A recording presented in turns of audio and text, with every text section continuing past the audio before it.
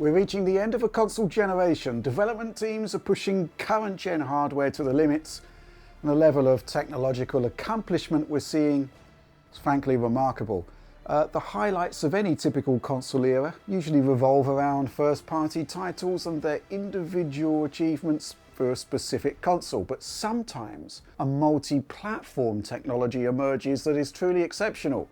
And the fact that these games have to accommodate 4 quite different consoles, and indeed a staggering array of PC variations, only adds to their accomplishment, in my opinion. So today I'm going to put forward Call of Duty Modern Warfare 2019 as one such achievement, principally in how an already stunning game has evolved since launch to accommodate an all-new game type, Battle Royale. So yes, Warzone, it's a thing quite unlike the typical Call of Duty experience, and the story of how this game looks this good and runs this well. Simply remarkable. So last year I had the opportunity to meet up with the tech team that pioneered the new IW8 engine, and we got some idea of how the developer had pushed technology on. Just before the coronavirus pandemic kicked in hard, I had the chance to go back to the Infinity Ward Tech Hub in Poland to get an update on how the game had evolved to accommodate Battle Royale, and to grab a big bunch of behind-the-scenes footage that demonstrates how the core technology works, what the key achievements are, and as Season 4 of Call of Duty Modern Warfare arrives, it's as good a time as any to deploy this particular behind-the-scenes content. So we already covered the basics on Battle Royale for Call of Duty when Warzone launched. There are 2 primary modes, Battle Royale and Plunder, and the system supports 150 concurrent players within the game, with cross-play supported. Okay, so we had a taste of sorts where the technology was going when Ground War was opened up at launch, and indeed in the beta, but Battle Royale presents a whole new range of challenges.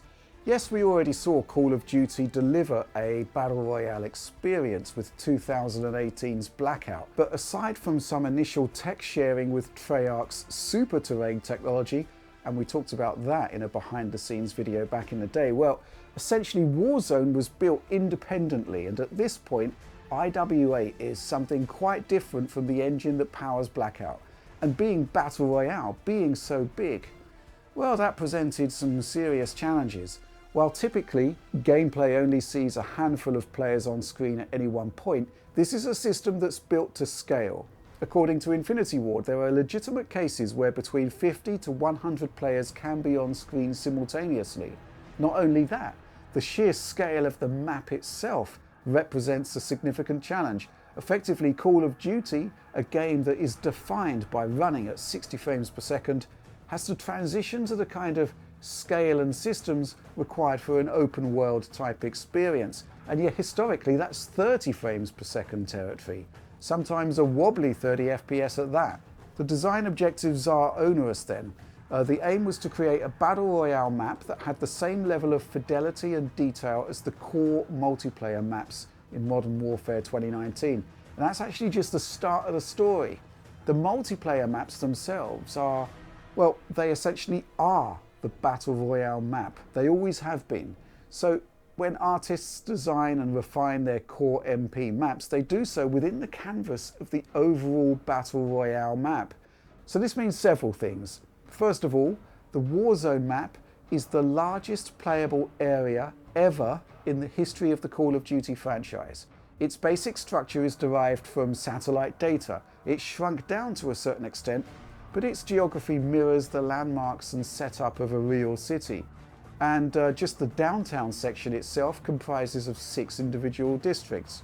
A multiplayer map typically takes around 4 to 5 months to successfully execute, and there are 16 of them contained within the single Warzone map.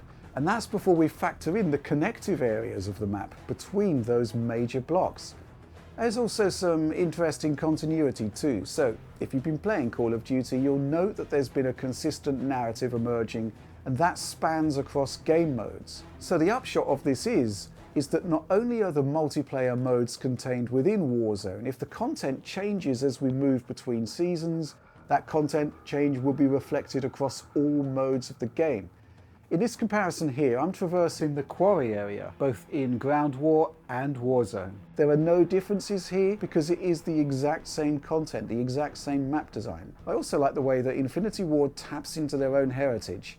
Modern Warfare 2019 is a reboot, but there are nods to the old continuity. The TV studio in Warzone is a remake of the map found in Call of Duty 4, the original Modern Warfare. The Gulag. It's a beautifully designed piece of scenery, as I'm sure you'll agree, but it's also highly reminiscent of the Gulag we saw in Modern Warfare 2, and indeed its recent remaster. But this is just the surface detail. There's something a lot more fundamental going on here in terms of tying together all parts of the game. So it starts at the narrative level but extends to the core technology too. It's like this.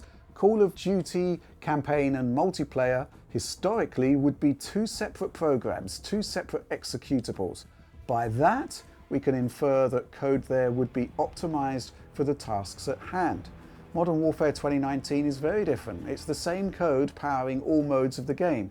Single player, multiplayer, battle royale. So we're going to dig a little deeper here and look at how some key systems have evolved. But the key thing to remember is that all of the optimizations and new tech that's been made for Warzone roll back into every other mode of the game. Implications of this are pretty straightforward, and here's a quick example. Infinity Ward came up with a brand new Shadow Cascade caching system owing to the unique demands of Battle Royale. However, the system the developers came up with was an improvement over the one that the game shipped with, and it's used everywhere within the game as a result of that. So this shadow system, it's not a special version for Battle Royale. It's not a compromised piece of code required to get Battle Royale running optimally. In short, the quality of the code Infinity Ward developed had to hold up across the entire game, across all game modes. So from an implementation perspective, it's actually a proper optimization. Taking something, improving it, making it faster, even if the reason behind it is to allow for a whole new game style to become viable. All of which is to say that optimizing systems results in higher performance and a better game all round. The Pine level, for example, launched on PlayStation 4 Pro not quite hitting its performance target. You still got 60 frames per second, let me be clear about that. But to achieve it, the game lent into its dynamic resolution scaling technology to reduce pixel count and ensure full frame rate. Foliage rendering has been significantly improved since launch, so there's a knock-on improvement in resolution. In fact, although you won't feel it in terms of frame rate, render times generally are improved by 10 to 20%. Similarly, optimization across the board with each new title update has seen cumulative improvements to overall performance too. On a content level, Infinity Ward has targeted the multiplayer maps as a priority for improved performance because that's the area of the game most players are still accessing. But this systems level approach to optimization means that even untouched content in the campaign still gets a boost. But let's talk specific systems and how they work. This is the fun stuff, a look behind the curtain, so to speak. I'm going to be showing a lot of PS4 Pro debug footage here, and you may notice that performance here isn't so hot. This isn't down to the platform, even though Infinity Ward told me that the Pro is one of the more challenging systems to work with. The performance issues here are simply because data tracking and visualization add significantly to system overhead. CPU gets overburdened and it's pushed beyond its limits. Obviously this doesn't apply to retail code, but suffice to say, PS4 Pro barely shifts from a nigh-on-locked 60 frames per second. Anyway, let's begin with the environment streaming system. We saw a variant of this system in our launch coverage, but obviously with Battle Royale, the idea of more efficient streaming is hugely important. On the bottom left there, you can see player location, along with a circle that represents what's immediately viewable. You'll see another roaming circle ahead, which is a predictor of sorts used for prioritizing streaming. This is effectively a visualization of the code that predicts where you're going and therefore what takes priority in terms of data streaming. Surrounding the player, you'll see a grid of chunks, and in turn, each chunk can be subdivided into 4 smaller chunks, and they're 3 levels deep. Streaming begins with what Infinity Ward calls transients, the foundations if you like, and on top of that is loose loading, for meshes and textures. So we all know about LOD, right? LOD, level of detail. Idea, pretty straightforward. The further away something is, the fewer pixels it occupies on screen, and by extension, the less need there is to render it at full detail. There are 3 LODs for those environmental chunks in warfare, and using debug code, we can show how they compare. So LOD 0 is, as you might expect, the full detail model. This is the version of the environment area here that's fully authored by Infinity Ward's artists and designers. Further out you get LOD 1. Meshes and textures are distilled down and simplified into a single block. I'm actually quite impressed by how good this still looks, bearing in mind the big reduction in detail. I saw some debug camera views showing these in situ and was actually surprised at how well they hold up, and they are rendered at a closer range than you might think. The final LOD, LOD 2, essentially takes 4 of those LOD 1 chunks and collapses them into another larger chunk, again viewed from further out. Here's another view showing the 3 LOD states. LOD 0, full detail, loose loaded geometry and textures. LOD 1, the simplified chunk for rendering further out. LOD 2, 4 instances of LOD 1 collapsed into a single chunk. Thanks to the wonder that is a debug build of the game, I can show you how all of those LODs look at super close range. Obviously though, the differences are far less pronounced in retail code. Also key to level of detail are the use of imposters. Okay, so trees for example, they can be pretty difficult to render, but at range, you're potentially paying a heavy cost for rendering something that's really small. Imposters are used fairly commonly now, but the idea, straightforward enough, when an object is far enough from the viewer, there's actually no more need to render it as a 3D model at all. You can use a 2D billboard, a flat texture, a single triangle instead. In this footage here, the debug build of the game has been tweaked to show the transition from 2D billboard to 3D model transition, pop, far closer to the player than it would normally. Typically, each object has 36 billboard variations designed to represent the 3D model viewed from various angles. Trees are the obvious example for billboard technology here, but other elements get the imposter treatment too. Vehicles, for example. The overall approach to level of detail here, it's essential in making Battle Royale work. It's a pretty impressive system and it's fundamental to how Infinity Ward has managed to deliver something that accomplishes a number of things, primarily in equaling, literally, the amount of detail you get from the core multiplayer maps, and to run them at 60 frames per second, situated in what is the biggest Call of Duty map ever made. The system also allows Call of Duty to do things in Battle Royale that its competitors are struggling to match. So for example, Warfare has internal access to pretty much every building there is, and not only that, these interiors were properly modelled too. They're not procedurally generated with random clutter inside. But that's not to say that the IW8 engine doesn't support procedural generation. It does, it just uses it differently. Outside, for example, just general clutter, vegetation, rocks and whatnot.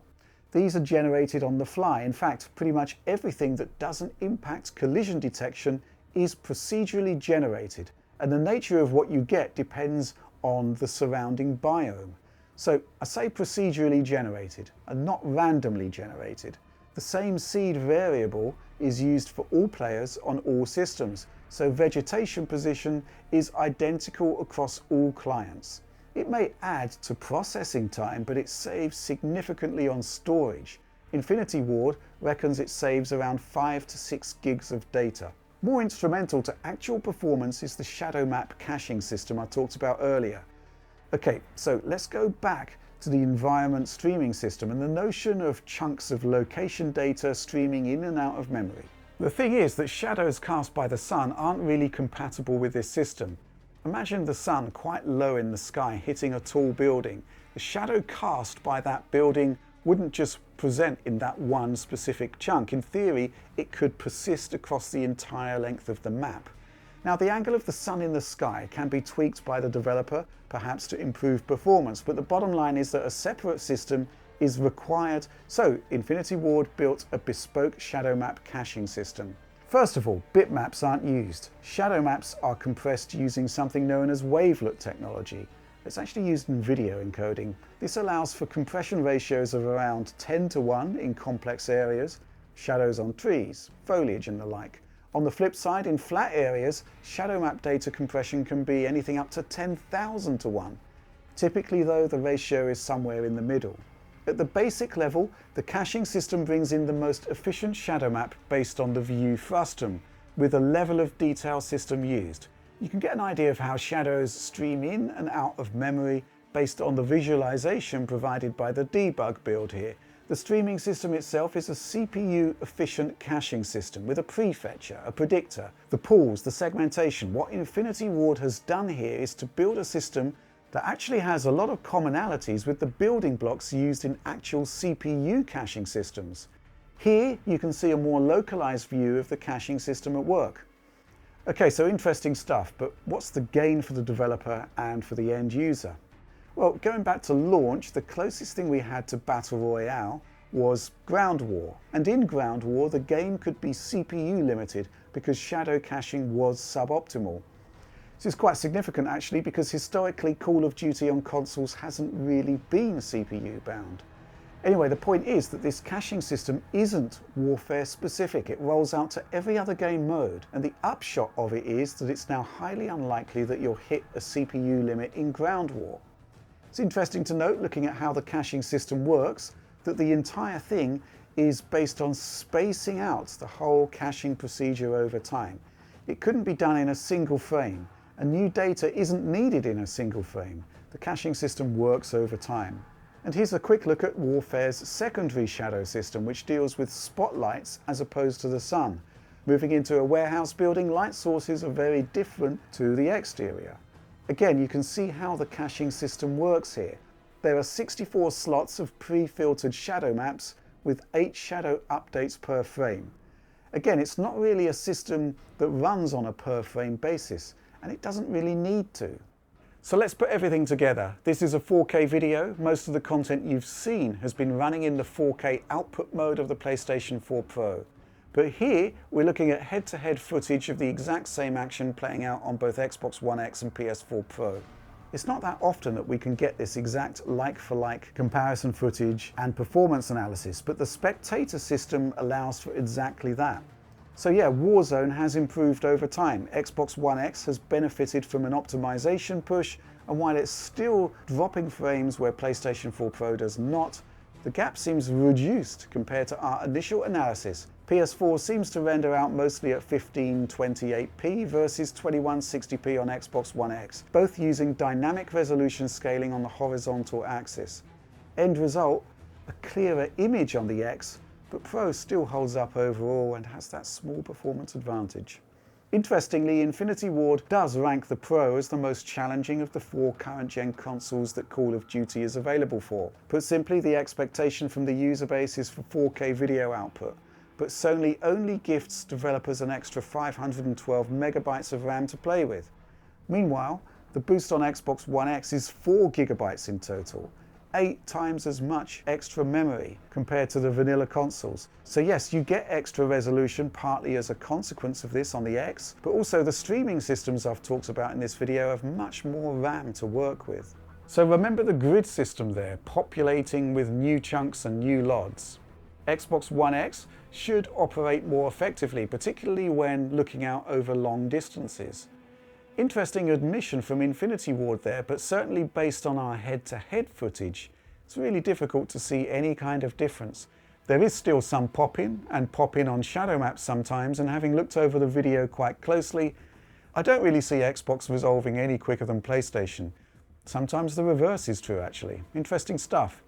With both systems targeting 60 frames per second, Call of Duty has to cram the rendering for each frame into around 60 milliseconds. So how does that actually work? Typically there are 2 phases for the procedure. Stage 1 is to generate the basics of the scene and to light it. This is achieved in around 7 milliseconds of render time. The next 7 milliseconds is spent on basically everything else. Volumetrics, post-processing. Around 1.5 to 2.5 milliseconds is spent on temporal upsampling. The more detail-rich a scene is, the heavier the cost in rendering terms. Asynchronous compute is used on all systems including PC. It's more heavily optimized on consoles though, and can provide performance uplifts of around 20 to 30% in the heaviest scenes. Systems like volumetrics and particles can run asynchronously. I also had a chance to see Modern Warfare 2019 running with software-based variable rate shading. Yes, VRS, the technology being promoted heavily by Microsoft for Xbox Series X. Its implementation on PlayStation 5 currently unconfirmed by Sony. Interestingly, it is there in the codebase. I've seen it running, but it's not engaged in the codes that you're playing. You might ask why, and indeed that's exactly what I asked. The bottom line is that Infinity Ward weren't happy about the potential for image quality degradation at lower resolutions, specifically the base consoles. There are also optimization issues in dealing with micropolygons, triangles that occupy a very small amount of pixels. On Xbox, Infinity Ward would also have to have shipped with 2 sets of shaders. And if you're wondering why the game is so huge in terms of download size and patches, well, shader data is the primary culprit. So that leaves just PlayStation 4 Pro as a viable target. When I saw it running, I did see appreciable performance gains depending on the content.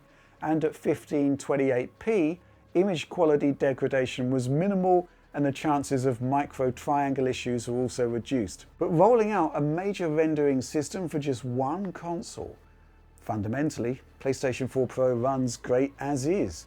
And let's remember, Modern Warfare 2019, it is a multi-platform project. And therein lies some extra insight I learned on my visit. Look, when you stand back and assess the consoles, you see the same CPU architectures, the same Radeon graphics technology. Yes, PS4 Pro has its RAM and bandwidth limitations. Xbox One S has ESRAM, but far more of a challenge are the vastly different development environments, APIs and whatnot. A bit of an eye-opening fact then, the tech team reckoned that 30% of their overall time is spent addressing multi-platform development issues, all of which takes us back to the point I was making at the beginning of the video, that Infinity Ward has pushed back the boundaries with a game that is the state of the art, that pushes Battle Royale in particular further than we've seen elsewhere on consoles. When you consider that the genre effectively kicked off in this generation looking like this on the Xbox, the fact that you're getting a vastly improved visual experience at twice the frame rate, rolling out simultaneously on PC, Xbox One and PS4, and their enhanced equivalents, well, I think that deserves some recognition. Of course, it's not all plain sailing and there have been controversies. The big download sizes continue to be an issue. This is apparently revised shader data, and apparently the plan was for the downloads to reduce in size over time as fewer shader revisions would be needed. But well, those patches are still pretty big.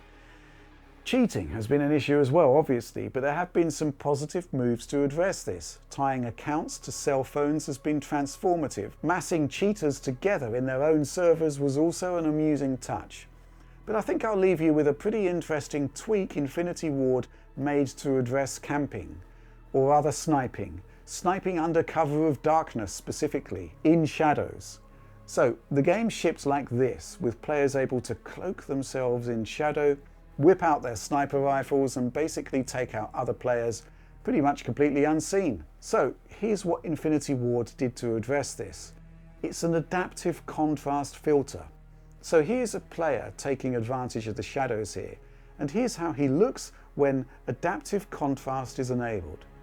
Here's another example. I mean, pretty egregious, right? Original shipping game, adaptive contrast on. Players are effectively hiding in shadow here, taking advantage of the realism in the engine to effectively unbalance the game, to make it less fun. So I'm kind of in two minds about this, and I'm sure that similar discussions were held within Infinity Ward. On the one hand, dipping into shadow and basically reducing your visibility. It's a tactic I remember doing way back in the day on the original Quake multiplayer. Players are going to be darker in shadow and sometimes unseen in unlit areas. But on the flip side, is it actually fair to exploit the realism of the renderer like this?